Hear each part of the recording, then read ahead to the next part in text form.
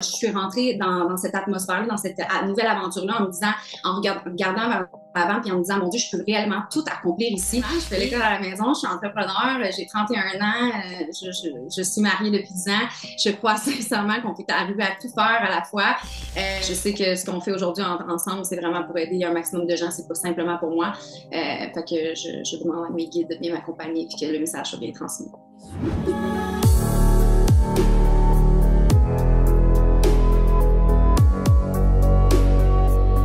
Du coup, je suis content de t'accueillir sur ma chaîne, de te mettre en avant auprès de ma communauté. Donc, pour être transparent avec les gens qui nous regardent, on a travaillé ensemble.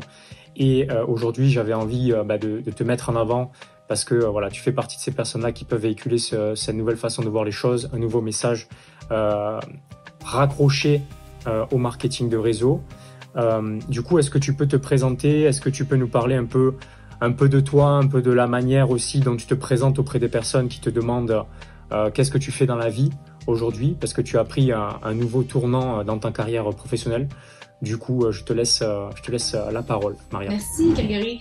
Donc, c'est très simple. Je suis une jeune femme entrepreneur qui a toujours eu le désir d'être complètement libre. Donc, tout a commencé à la base. J'ai été coiffeuse de profession. Et lorsque j'ai eu mon petit garçon, tout a changé littéralement. Je me voyais plus travailler dans un domaine pignon sur rue, m'occuper d'inventaire, d'employés. Mais pourtant, mon désir d'être libre, mon désir d'être mon propre patron, de choisir mon horaire, était très présent. Mais encore plus grand, on dirait que ma vision s'était élevée à ce moment-là. Puis je me voyais le faire de n'importe où dans le monde. J'avais un désir vraiment de liberté profonde. Comme je t'ai déjà mentionné, j'ai une famille entrepreneur, artiste. Donc, l'horaire métro, boulot, dodo, 9 à 5, c'est pas quelque chose qui me passionne. Ça n'a jamais été quelque chose sur ma ligne de temps qui est venu m'inspirer. Au contraire, c'est quelque chose que j'ai rêvé toute ma vie de me libérer. Je savais pas exactement comment. Je pense que ça, il faut laisser ça à plus grand que nous. Par contre, ce que je savais, c'est qu'au plus profond de moi, j'avais un désir profond qui était d'être la mère de Nate et je me voyais pas être la mère de mon enfant avec un travail à ce moment-là quand j'étais coiffeuse et propriétaire de mon salon de coiffure. Je devais bien sûr travailler jusqu'à 70 heures semaine pour arriver dans tous les sens du terme pour pouvoir être en mesure de me payer la vie que je voulais. Mais dans l'autre sens, ça répondait pas du tout au style de vie que je voulais offrir à mon fils. Fait qu'il y avait à la base, pour moi, ce que je suis aujourd'hui, c'est tout simplement une femme qui accompagne d'autres femmes à s'aligner par rapport à leur essence et permettre à cette essence-là de retrouver le chemin vers notre plein pouvoir et pouvoir créer une vie de liberté par rapport à nos désirs, nos rêves et la réalité qu'on veut créer pour nous-mêmes. Donc, par rapport à notre identité qu'on désire incarner ici. Donc, de ce que tu nous partages, Maria, il y a deux valeurs qui ressortent. Il y a vraiment la valeur liberté, finalement. C'est quelque chose qui était important et qui est toujours très important pour toi. Et aussi, il y a cette valeur famille aussi. Et du coup, tu as réussi à connecter les deux. Et finalement, le marketing de réseau, pour toi, ça a été un véhicule. Ça a été une façon de t'épanouir personnellement et professionnellement qui t'a permis de nourrir ces deux valeurs. Oui, exactement. Pour ma part, la famille est vraiment une de mes valeurs les plus profondes, mais aussi celle de la liberté. Je conçois que la famille est toujours prioritaire pour moi, mais par ailleurs, je ne me voyais pas construire une famille tout en étant enfermée dans un cadre restrictif. Donc, j'avais envie vraiment d'une liberté profonde. Et le marketing relationnel, pour moi, a été ça parce que je ne ressentais pas le besoin d'être employé de quelqu'un, même si c'est une structure plus grande que moi-même. Donc, je ne suis pas le patron, le CEO d'entreprise comme je l'étais pour mon salon de coiffure. Par contre, la liberté que ça me permettait de ne pas avoir à me casser la tête sur le branding ou sur tout ce qui a trait au plan, ma job était tout simplement de m'aligner à ce que moi je désirais vraiment pour ma vie et de tout simplement répondre à ce cadre-là qui est le mien et de créer ma réalité autour de ça par la suite. Et qu'est-ce qui t'a attiré particulièrement au-delà de ce que tu viens de partager dans le marketing de réseau? Qu'est-ce qui t'a attiré dans ce milieu-là? Et finalement, pourquoi les gens ou les femmes qui nous regardent auraient intérêt à t'écouter aujourd'hui et à potentiellement s'inspirer des conseils que tu vas partager dans cette interview? Qu'est-ce qui fait que tu es légitime aujourd'hui à ce qu'on t'écoute par rapport à ça? Aujourd'hui, j'ai accompli beaucoup de choses, mais sans trop savoir comment je voulais faire ça à la base. Quand j'ai commencé, tout simplement, ça m'a attiré de voir le girl gang, je vais dire ça comme ça, l'effet de gang, de communauté de femmes qui rêvent plus grand que nature, qui ont des visions extrêmement énormes, mais aussi sans limitation. On nous dit souvent qu'il faut rêver plus grand, qu'il faut oublier les limitations qu'on se met. Mais pour la plupart, on reste pris dans un environnement, dans un cadre avec un système qui nous enlève nos ailes, qui coupe littéralement nos ailes. Puis pour moi, le marketing relationnel a été une place où je pouvais venir être accueillie au travers de plein de femmes qui avaient le même genre de vision que la mienne, qui désiraient vivre différemment, qui désiraient vivre de liberté financière, mais de temps aussi. On sait que le temps, ça s'achète pas, c'est une denrée rare. Donc, le temps qu'on a avec nos enfants, ça passe très rapidement. Et quand je suis rentrée dans ce domaine-là, j'ai réalisé que ce que je pouvais être, c'était d'être le maître de mon temps et être le maître de ma réalité, du futur que je voulais créer pour moi, mais pour mon enfant aussi. Donc, c'est vraiment ce qui m'a attirée à la base, c'était de voir la communauté, mais l'espace que je pouvais y trouver pour pouvoir grandir et créer la propre réalité d'identité que je voulais pour moi-même et pour mon fils. Mais par la suite, comme je te parlais, j'ai vraiment été connectée rapidement à mon essence. J'étais déjà entrepreneur depuis ma jeune âge et j'avais compris, peut-être sans le savoir, en marchant le chemin naturellement, qu'il fallait être passionné pour travailler dur et bien sûr avoir les résultats qu'on désirait. Parce que travailler dur sans être passionné, ça finit juste par être une vie d'esclavage. Moi, ce que j'avais envie, c'est de vibrer haut, c'était d'être passionné, c'était d'être comme dans les films, d'avoir ma vie à moi qui était littéralement montée pour mon rêve à moi. Et je savais profondément que ça pouvait exister parce que mon rêve, s'il m'habitait, la cause de Walt Disney ici, si mon rêve m'habitait, si je peux le rêver, je peux le créer, puis c'est quelque chose que je crois profondément. Il suffit juste d'amener beaucoup de clarté là-dessus et de faire un plan en lien avec ce qui m'habite profondément.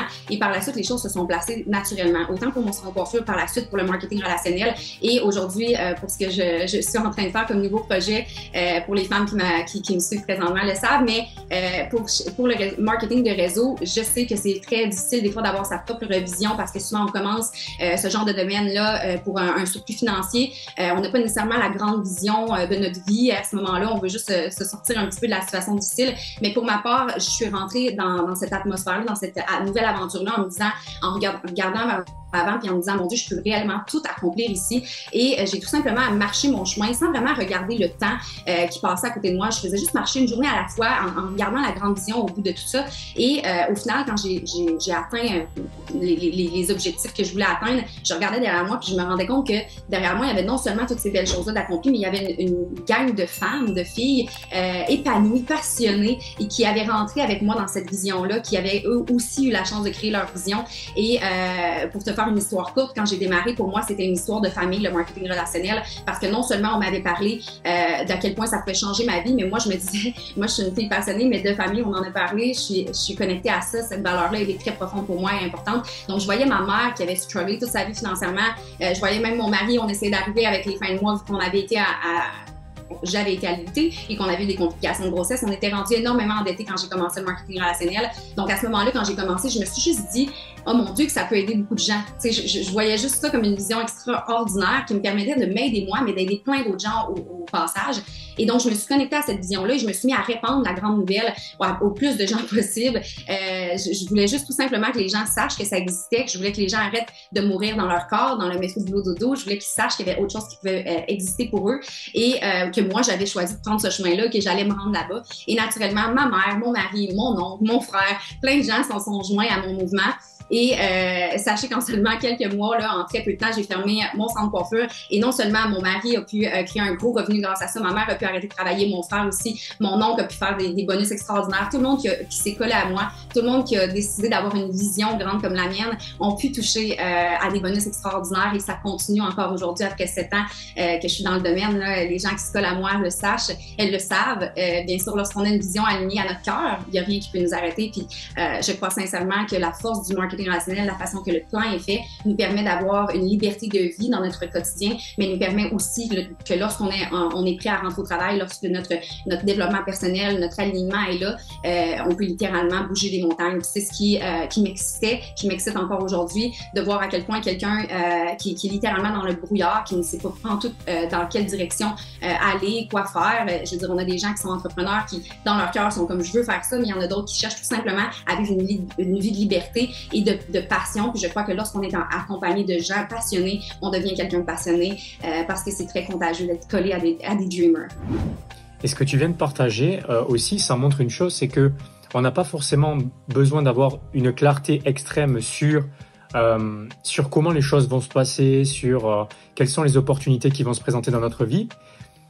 la leçon qu'il est bon d'en retirer de ce que tu partages, c'est qu'il est bon de rester ouvert aux opportunités qui peuvent se présenter à nous et au moins d'essayer, parce que le fait d'essayer, d'expérimenter, c'est ça aussi qui nous permet d'expérimenter parfois les extrêmes aussi et qui nous permet de nous découvrir à travers ça. Ça peut fitter, ça peut fonctionner, comme ça peut ne pas fonctionner, mais au moins, même si ça n'a pas fonctionné sur le plan matériel, financier, etc., au moins on en a appris davantage sur nous-mêmes et sur ce que l'on veut et comment on a envie de se développer aussi professionnellement, parce que beaucoup de personnes, je pense, restent dans leur tête et se disent « oui, j'attends d'avoir de la clarté pour pouvoir me mettre en mouvement ». Mais la mission de vie, c'est le but de la mission de vie, c'est de se découvrir et c'est la mise en mouvement aussi qui nous permet de nous découvrir, tu vois.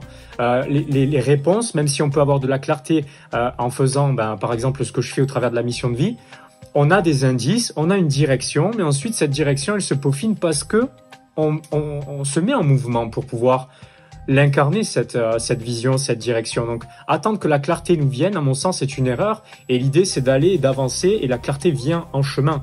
Et tu en es l'exemple parfait parce que quand tu t'es lancé, tu savais pas exactement ce qu'il allait se passer, si ça allait fonctionner. Mais tu avais quand même une vision pour toi. Et tu as été au bout de cette vision-là. C'est juste encore, c'est les débuts pour toi. Hein. Tu as encore un long chemin à faire, comme moi personnellement aussi de mon côté. Mais en tout cas, s'il y a une clé à en extraire, c'est arrêtez de vouloir avoir de la clarté pour pouvoir vous mettre en chemin. Voyez le marketing de réseau ou d'autres opportunités qui peuvent se présenter à vous comme des expériences qui vont vous permettre de vous découvrir. Si vous accrochez avec ça, il y aura quelque chose à faire. Et si c'est pas le cas, le problème, c'est pas le marketing de réseau ou c'est pas un autre véhicule professionnel. C'est que il faut faire d'autres expériences qui vont potentiellement déboucher sur d'autres choses. Mais en tout cas, merci de nous partager ça. Aussi, il y a un truc aussi que j'ai envie de soulever parce que en France, je pense qu'on a un problème avec ça. On est assez bridé par rapport au fait de gagner de l'argent, etc. Et il y a pas mal de peur, de culpabilité aussi par rapport à ça. Et c'est ce qui nous freine aussi pour nous développer aussi bien professionnellement que personnellement. Mais le fait de se lancer potentiellement dans un marketing de réseau avec cette volonté de juste dans un premier temps, mon but c'est d'être indépendant financièrement, eh bien ça peut être une raison qui peut être valable et suffisante. Ok, il n'y a pas besoin forcément d'emblée d'aller chercher la vision, je veux impacter le monde, etc. Juste impacter sa propre personne dans un premier temps, ça va nous obliger, quoi qu'il arrive, à délivrer de la valeur, à délivrer un produit, un service qui a de la valeur. Si le produit ou le service n'a pas de valeur, au final, ça ne fonctionnera pas, donc on arrêtera de faire ce que l'on fait. Mais le fait de vouloir gagner de l'argent, ça peut être aussi une bonne raison à partir du moment où on apporte de la valeur en contrepartie de cela. Et donc voilà, merci de le partager parce que ça nous montre que on peut avoir cette raison à court terme, mais ça peut déboucher sur une raison beaucoup plus grande à long terme. Parce qu'une fois qu'on est dans l'abondance sur le plan financier, plus d'argent, ça ne change pas notre vie en fait. C'est à ce moment-là où on peut se décrocher de l'enjeu financier à court terme et personnel pour aller se connecter à une vision plus grande. Mais c'est ok dans un premier temps de viser uniquement le fait de se mettre à l'abri ou de se mettre dans un confort sur le plan matériel et financier parce que notre nature humaine, c'est aussi le fait de vouloir améliorer notre condition, tout simplement. Ok. Ce que j'aimerais savoir aussi, c'est ce que j'aimerais que tu partages, c'est s'il y avait quelques étapes qui pouvaient décrire ton évolution dans cet univers. Ça serait quoi ces étapes selon toi, si tu pouvais les décomposer peut-être en 3 étapes? Je sais pas combien d'étapes il te faudrait. Dans le marketing relationnel, si je comprends bien ta question, la première étape, je te dirais, ça a été de réaliser que quand on est le problème, on peut devenir la solution. Donc, j'étais face à mes propres problèmes, c'est-à-dire des problèmes financiers, un problème face à je ne voulais pas quitter mon enfant tout de suite, je voulais être une maman qui pouvait amener son petit coco nouvellement naissant à un certain âge sans avoir à se rendre à la crèche. Donc, pour moi, ça a été à la base, je te dirais, de comprendre que si je suis le problème, je peux être la solution, c'est-à-dire que j'ai été en moyen, j'avais toutes les capacités à l'intérieur de moi pour trouver les solutions. Et je crois que sincèrement, quand on ouvre cette possibilité-là, il y a des choses qui viennent à nous. Donc, il y a des réponses qui viennent à nous. Mais très souvent, on veut compliquer les choses, on veut poser trop de questions. Mais à la base, je veux dire, c'était clair pour moi. Quand la publication a passé sur les réseaux sociaux, qu'une cocotte me parlait de produits extraordinaires, je me suis dit, je veux essayer. D'un, j'avais du poids à perdre. J'ai essayé les produits, j'ai eu des résultats extraordinaires. J'en revenais pas. Je me suis dit, mon Dieu, ça marche. pourquoi pas véhiculer ce message-là maintenant. Je voyais qu'il y avait plein de femmes qui étaient influenceuses, on va appeler ça comme ça, ambassadrices sur les réseaux sociaux, puis je les enviais profondément. Je veux dire, il y avait une petite jalousie d'installer à cette époque-là parce que je me disais, mon Dieu, mais ça a l'air génial, cette vie-là. Moi aussi, je veux vivre de liberté comme ça. Moi aussi, je veux être une mère présente de mon enfant. Moi aussi, je veux pas avoir ces struggles-là des finances, mettre au boulot de dos, la société. J'avais envie d'être vraiment libre profondément. Donc, je me suis dit, pourquoi pas? Je l'essaye. Les produits marchent. Je vais les promouvoir de toute manière. Pourquoi pas en devenir influenceuse? Et par le fait de même, c'est comme ça que ça s'est placé. Donc, au lieu de passer à mon petit cerveau analytique, de me demander, ah, mais t'es sûre, Maya, est-ce que ça va vraiment marcher pour toi? Puis partir dans mes peurs, mes doutes. Sur le moment, c'était clair. Je vous dirais, j'avais envie, j'ai eu l'étincelle. Je me suis dit, let's go, je le fais. Puis après ça, c'est comme si j'avais tout simplement mis mes œillères parce que j'étais dans une situation très difficile financièrement. Couple aussi, le couple en mangeait la claque aussi naturellement. Et je veux dire, mon fils ne dormait pas. C'était une période très difficile pour moi. Mais je veux dire, j'avais le droit de continuer à trouver ça difficile ou j'avais le droit de faire en sorte que les choses changeaient complètement en écoutant mon GPS interne qui me disait, Maria, ça va le faire, ça va le faire. Ça répond à tout ce que tu désires. Donc, j'aime beaucoup dire aux filles que j'ai en coaching maintenant que si tu arrives à avoir la lumière au bout de ton tunnel, si tu arrives à avoir la peinture peinte claire là, au bout de ton tunnel, parce que souvent, quand on est dans une période comme en ce moment, puisque comme moi je vivais à cette époque-là, c'est que c'était une période comme si j'étais dans le tunnel, donc ça servait à rien de regarder par en bas, ça restait sombre, ça restait triste, plein de doutes, plein de peur parce que je voulais pas retourner là. Tandis que si je montais mon échelle et je continuais à regarder au bout, puis je regardais la lumière au bout du tunnel, eh bien ça devenait complètement léger et ça me permettait de continuer à avancer. Et c'est tout simplement ça que j'ai fait. Je me suis mis à regarder la lumière au bout de mon tunnel qui était une maman libre, entièrement, complètement libre de stress et d'anxiété, qui pouvait passer l'entièreté de ses journées avec son enfant. C'était réellement ce qui m'habitait, c'était réellement ce qui m'importait. Mais aussi, au travers de ça, j'avais dans ma vision, j'avais une énorme vision qui laissait de la place à mon mari. Donc, je voulais l'aider à vivre mieux parce que nos dépenses, nos finances allaient très mal à l'époque. Mais je voulais aussi lui permettre de peut-être se libérer d'un travail qui était très demandant, la construction. Donc, je voulais pouvoir lui permettre peut-être de se libérer de quelques heures par-ci par-là, pouvoir profiter plus de vacances avec nous. Mais aussi, ma maman qui avait vécu une vie de souffrance. Donc, ce why-là, ce pourquoi-là, n'était pas juste pour moi. C'est ce qui lui a donné énormément de puissance. Mais au final, il était connecté à la petite Maria qui désirait que toutes les personnes qu'elle comptait, qui comptaient pour elle, vivent de cette même vie de liberté et d'abondance. Donc, vraiment, là, ça a commencé avec je suis le problème, donc je peux être la solution. Par la suite, écouter mon GPS interne et par la suite, tout simplement, de regarder la peinture, la lumière au bout de mon tunnel qui m'a permis de créer cette vision-là tranquillement, mais sûrement, sans continuellement regarder mes doutes et mes peurs. Je me suis tout simplement mis à peindre cette peinture-là, puis je me suis mis à la regarder quotidiennement en me disant que ça allait être ça, c'est tout. Si ça l'a vibré à l'intérieur de moi, si j'ai pu l'imaginer, c'est que je peux le créer. Donc, je me suis vraiment focusée sur cette vision-là en remplissant mon subconscient, mon conscient de toutes sortes d'histoires à succès. Donc, je me permettais de voir la possibilité et si ça se passait comme je voulais et si ça se passait parfaitement au lieu de me dire et si tout échouait et si j'étais pas la bonne personne pour réussir ça. Si à quelque part je l'ai senti à l'intérieur de moi, s'il y a eu cette étincelle-là, c'est qu'à quelque part je peux le faire. Et donc, dans cette vision-là, dans cette peinture-là, au bout de mon tunnel, il y avait une gang de femmes, de nombreuses femmes. Pourquoi? Parce que quand je fermais mes yeux, je me voyais pas non plus être au top ou vivre une vie de liberté seule. Ce que j'avais envie, c'est que toutes les femmes qui croisaient mon chemin, ou hommes, je travaille beaucoup avec des femmes, mais qui avaient eu envie de prendre ma main que je tendais, c'est certain qu'il y avait assez de place dans mon bateau, c'est certain. Donc, ma vision était assez grande pour laisser les gens y rentrer et c'est pas grave pour ceux qui c'était pas leur vision, c'était pas grave, je prenais vraiment pas ça personnel parce que moi, j'avais créé ma peinture puis dans ma peinture, peut-être que cette personne-là s'y retrouvait pas. Donc, je faisais tout simplement confiance qu'en regardant et en focusant sur ma peinture, les gens qui devaient s'y rendre dans cette peinture-là allaient prendre leur place. C'était pas de mon ressort le reste, donc j'ai focusé sur la vision que je voulais avoir. Et du coup, quand tu parles de cette peinture et quand tu parles de cette notion de la lumière au bout du tunnel et de cette peinture que tu as créée pour toi, finalement, à partir de ce moment-là, tu as réalisé que c'était finalement ça la clé. La clé, c'était d'avoir de la clarté sur cette vision-là, finalement.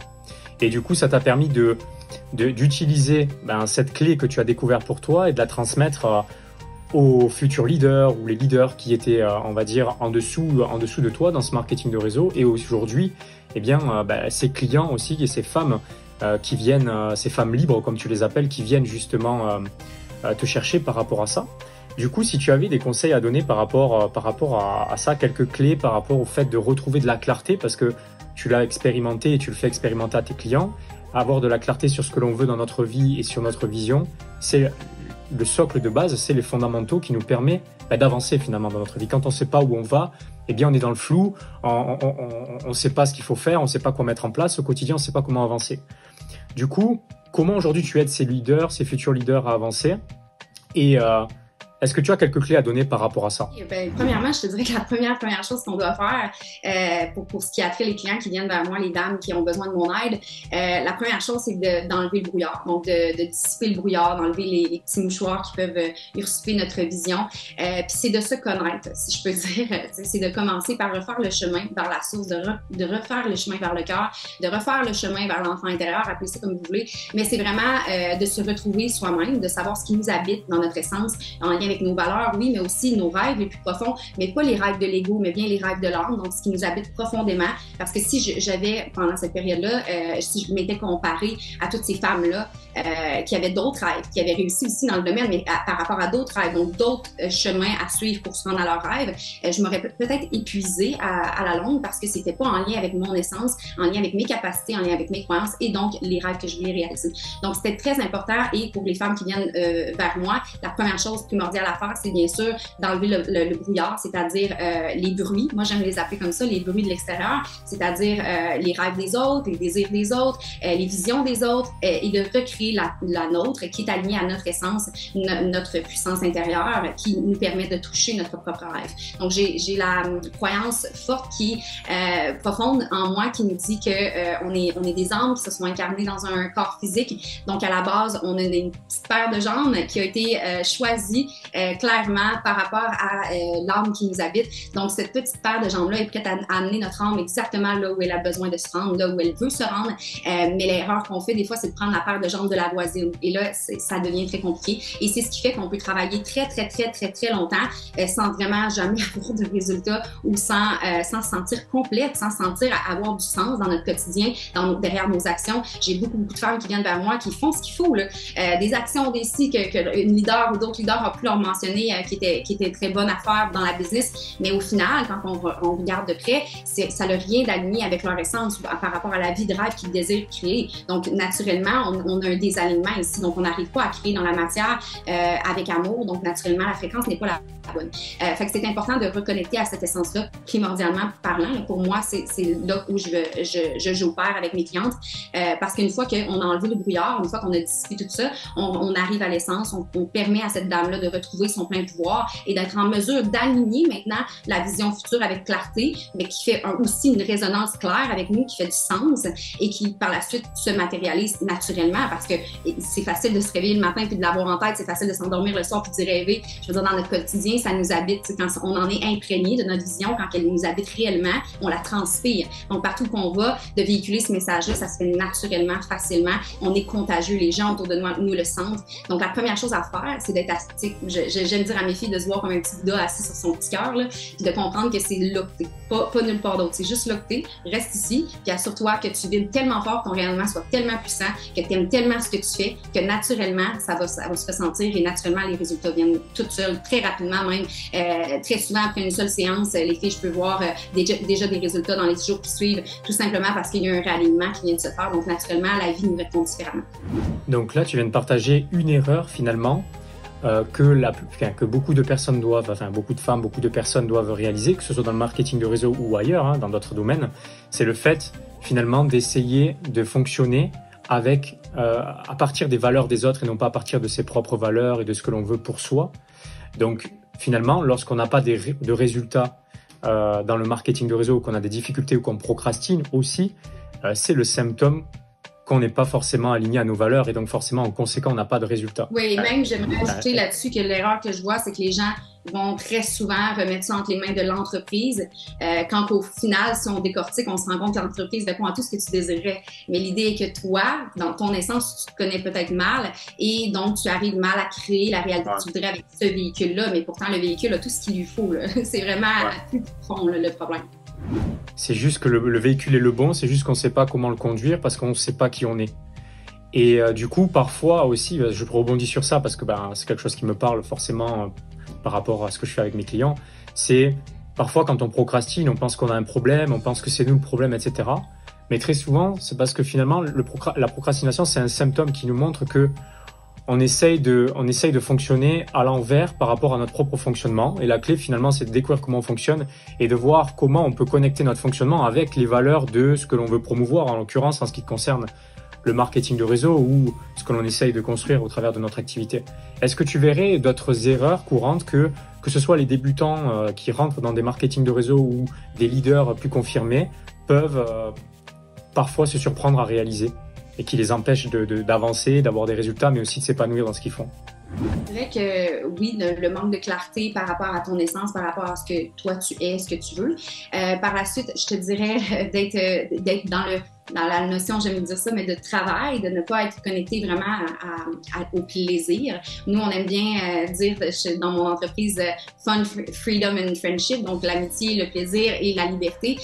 Donc, j'essaie vraiment dans mon équipe de garder cette énergie-là en lien avec ça. Pourquoi? Parce que je crois sincèrement que lorsqu'on tombe dans une énergie de bon, là, il faut que je rentre au travail, on n'a pas la même énergie. Puis je crois que lorsqu'on est entrepreneur, il y a des moments où, OK, bon, là, on rentre au travail, mais à la base, on doit quand même avoir cette passion-là, ce petit fire-là, quand on est le propre entrepreneur, le propre CEO de l'entreprise, si je peux dire, parce que lorsqu'on est dans le marketing relationnel, c'est un peu comme si on était notre propre patron.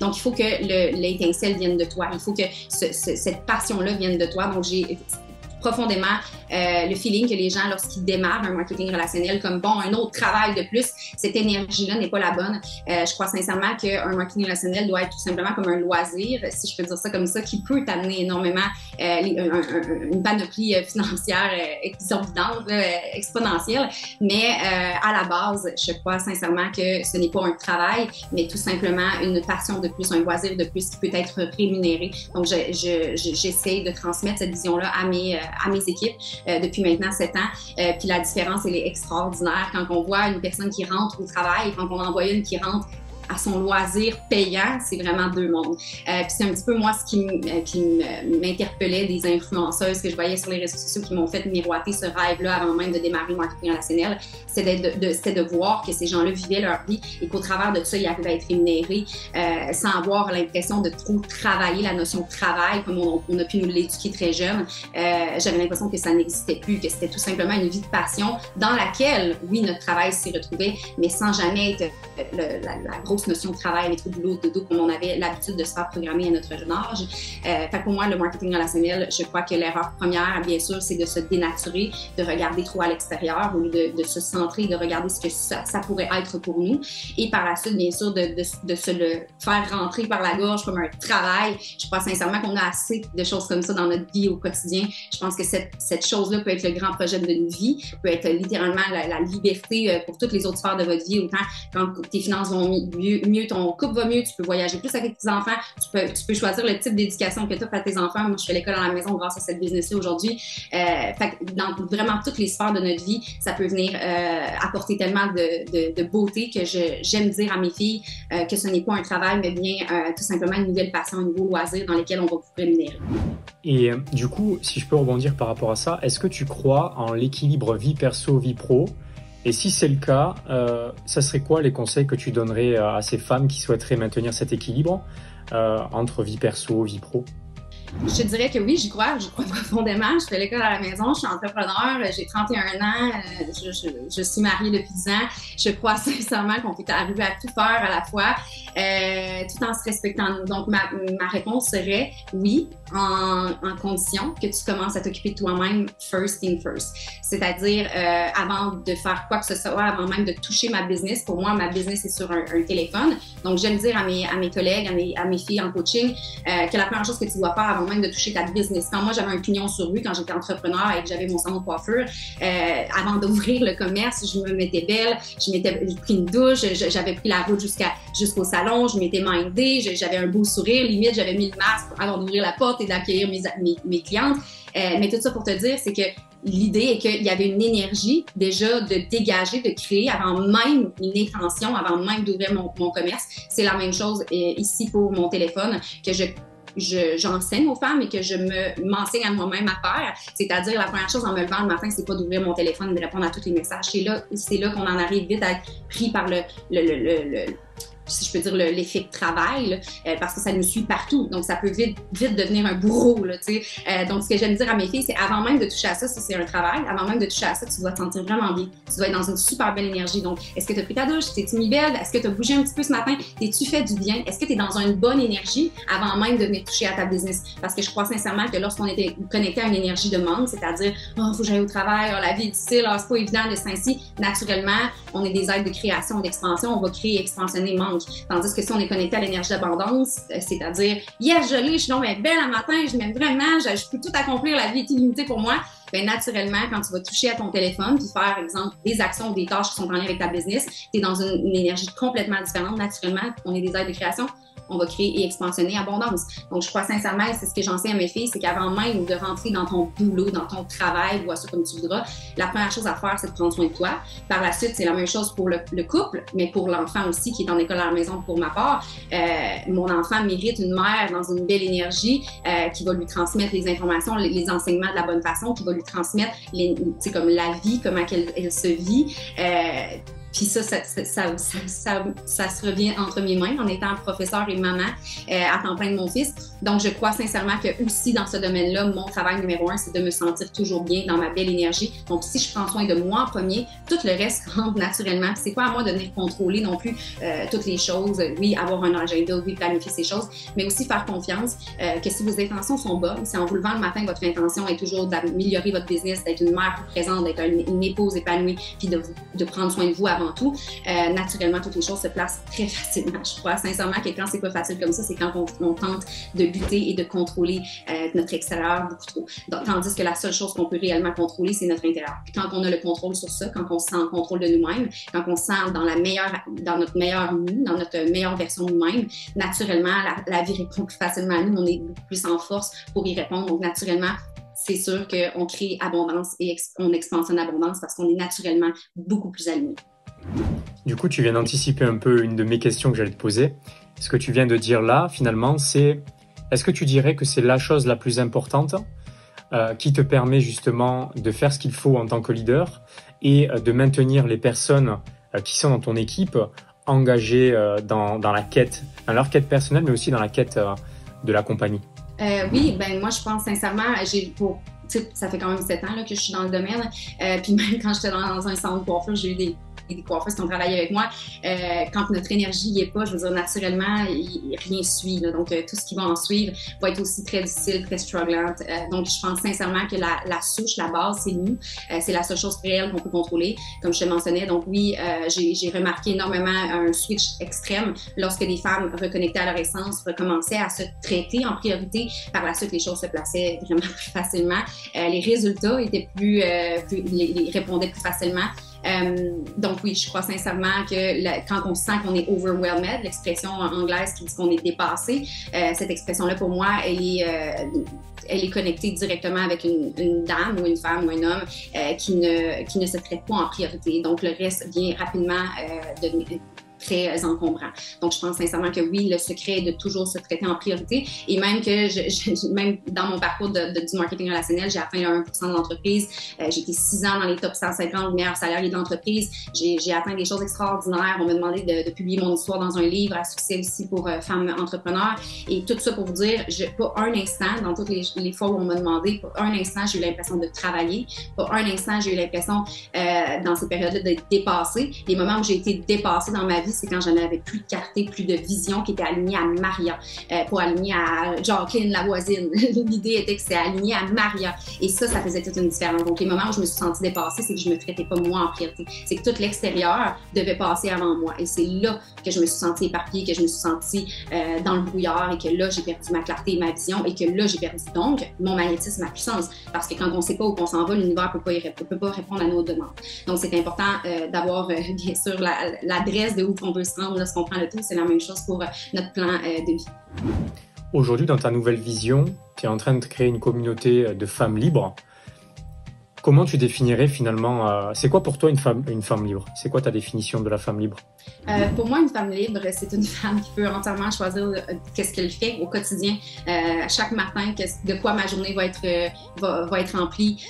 Pour moi, une femme libre, c'est une femme qui ne se fait pas dicter nécessairement ses actions, son travail au quotidien, mais bien une femme qui choisit, qui se choisit quotidiennement et qui choisit les actions qui sont alignées à sa vision quotidiennement.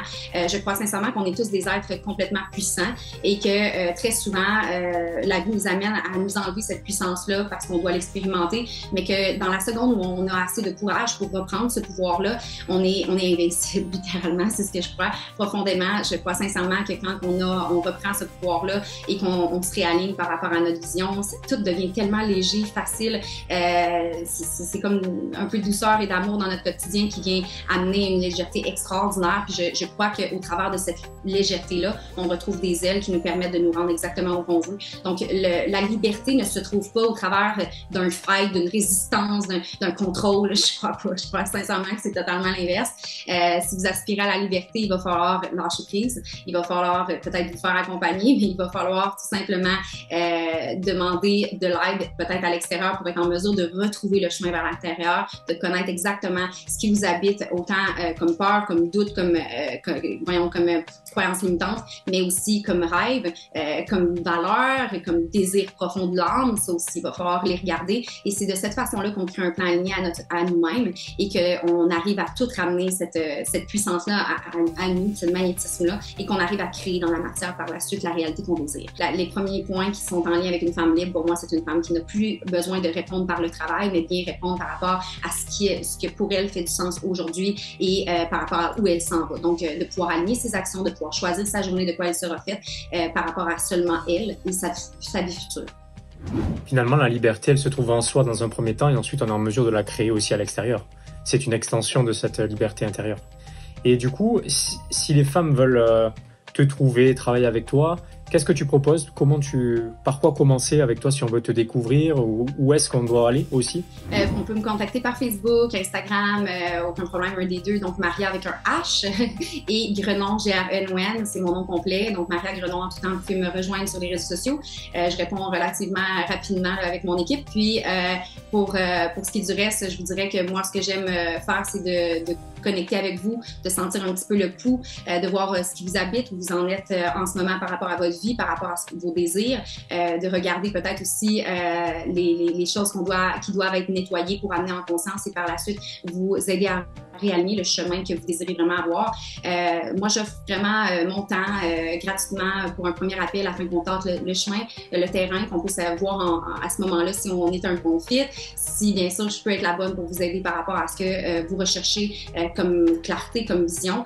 Mais si par exemple vous vivez un moment de brouillard, c'est très souffrant dans le brouillard de ne pas savoir quel est notre chemin, ne restez pas dans cette situation-là. Il y a tellement de solutions et personnellement pour ma part, j'ai pris des coachs à l'extérieur de moi, comme Grégory en a fait partie, parce que je savais que lorsque j'étais seule avec moi-même, je pouvais être ma meilleure amie comme je pouvais être ma pire ennemie. Donc, je savais que j'étais prête à devenir entièrement ma meilleure amie, que je voulais qu'on me protège de moi-même et de ma petite ennemie qui vivait à l'intérieur de moi, de mon auto-sabotage, de mes doutes, de mes peurs. J'avais envie de m'élever, d'aller dépasser ça, de créer une réalité qui répondait à mon essence et à ce que je désirais pour ma vie future, pour mon enfant, pour ma famille.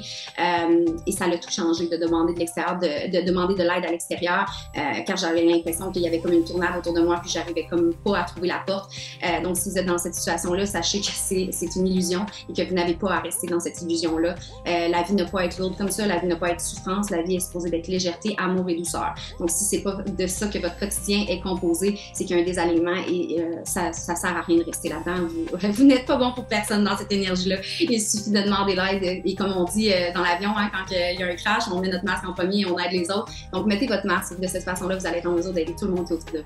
La première chose à faire, c'est de vous aider vous-même. Merci pour ton partage. Merci pour tout ce que tu as partagé.